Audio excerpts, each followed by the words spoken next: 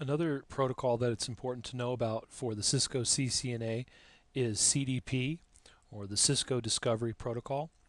The Cisco Discovery Protocol operates at layer 2, so it operates at the layer of MAC addresses, not of IP addresses.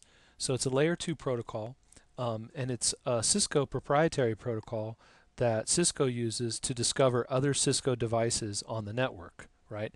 And how it works is that CDP sends out advertisements out of its interfaces when it's on. When it's on, it sends advertisements to directly connected neighboring devices.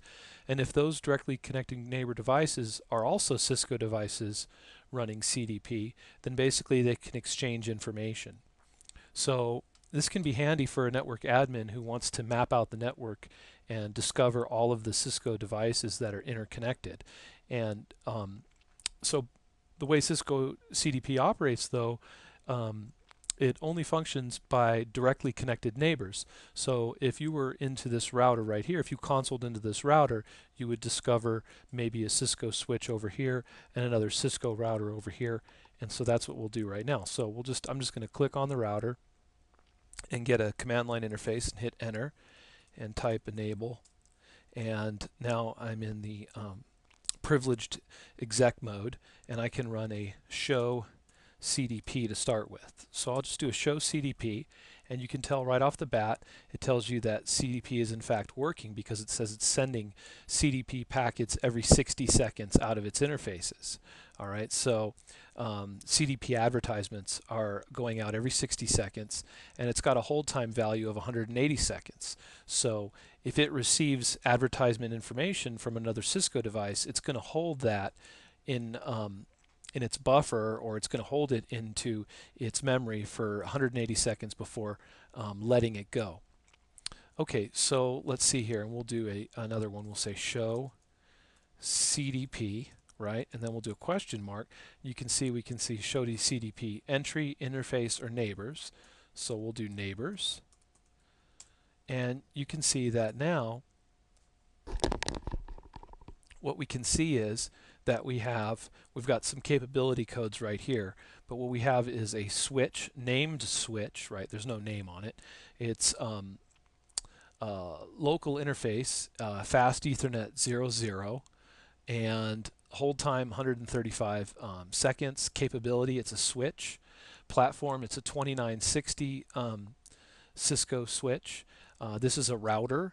You can see it says R here, and PT1000 router on serial 2/0. So its local interface is 2/0, and my interface is 2/0. So this is the, and let's just double check here, the switch fast Ethernet 00, that's on this switch, and then the port ID, this would be this router's switch, not, this router's interface, not the switch's interface. Okay, so that's important. Probably for a test you'd want to know that. We can also do a show CDP neighbors detail command. Okay, and if we do that, we'll see here a little more information. We'll see here, okay, show CDP neighbors detail.